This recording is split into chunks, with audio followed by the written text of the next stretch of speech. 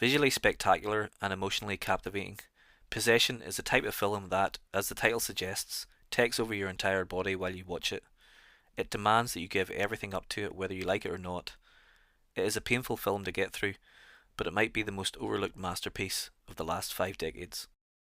Inspired by his own divorce, Żulawski has crafted an almost autobiographical, claustrophobic, unsettling, and very Eastern European film about a husband and wife going through a turbulent breakup with unthinkable, sinister circumstances. Sam Neill stars as Mark, an international spy who returns home to his wife Anna in their Berlin apartment block after a successful mission. But something is amiss. Their marriage, it seems, can't be saved. Although Mark wants to try, Anna has clearly shut herself off from him. It's then revealed that she is having an affair and Mark decides to move out. However, after visiting their son Bob and realising that Anna has left him alone, Mark takes custody and moves back into their apartment, while Anna finds her own accommodation in a rundown, abandoned building full of dirty walls and empty rooms. What starts out as a gritty drama soon turns into a psychological thriller, and then a gross-out body horror reminiscent of the great David Cronenberg. As Anna, Isabelle Adjani gives one of the most physically and mentally unhinged performances you're ever likely to see on screen, and Sam Neill is also phenomenal as her husband Mark, who drifts back and forth from sympathetic lover to abusive madman. Weirdly, although both Adjani and Neill play their parts super seriously, there are lots of scenes that are totally absurd, and their performances are very theatrical and over the top when they need to be. Both lead actors really are mesmerising. The film had a long and lasting impact on both Adjani and Neill because of the physical demands, which had extreme mental implications. The subway scene alone, which was mostly one take, was filmed at 5 AM on a cold morning, but there's so many other scenes that demanded physicality. Mark and Anna are constantly at odds with each other and often throw hands, and in one case Anna attempts to cut her own throat with an electric meat slicer. Interestingly enough, after stopping her, Mark then uses the slicer to cut his own arm, so there's a feeling that Mark is trying to always outdo his wife, but also in some way trying to feel what she is feeling. Remember the line of dialogue, "Without you, I wouldn't feel anything at all." Deep down, it's also a very sad film.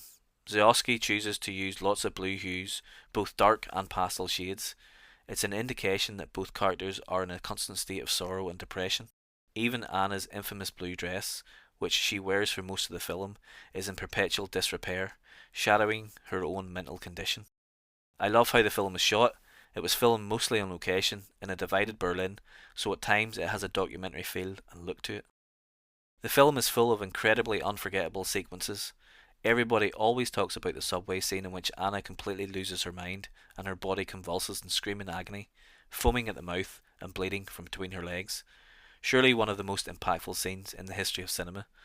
But the other scene that absolutely turns me is the found footage film reel where Anna is teaching in her ballet class and she essentially abuses one of the young girls. It's excruciating to watch because Adjani often glances straight to the camera while she is making the young student painfully contort her legs and back. It says a lot about what Anna is going through. I had only seen Possession once before, and I think it may have been a cut version, but this second sight release really is something to behold. Even though I had watched it before, it was like re-watching it for the first time.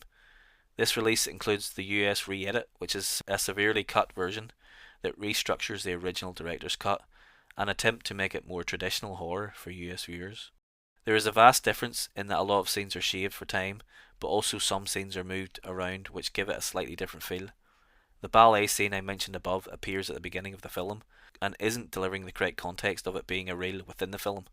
It comes across as breaking the fourth wall, with Anna communicating with the viewers, which isn't the context of the director's cut.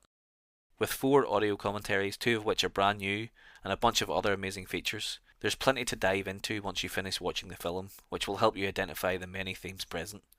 One of the themes that is very obvious is that of duality and schizophrenia. Adjani also plays Bob's teacher Helen, who in a way is Mark's perfect version of his wife, and then towards the finale of the film, the tentacled monster that has a hold on Anna evolves into a human being that looks like Mark, presumably Anna's perfect version of her husband. It's quite a poetic ending, albeit very chaotic and shocking.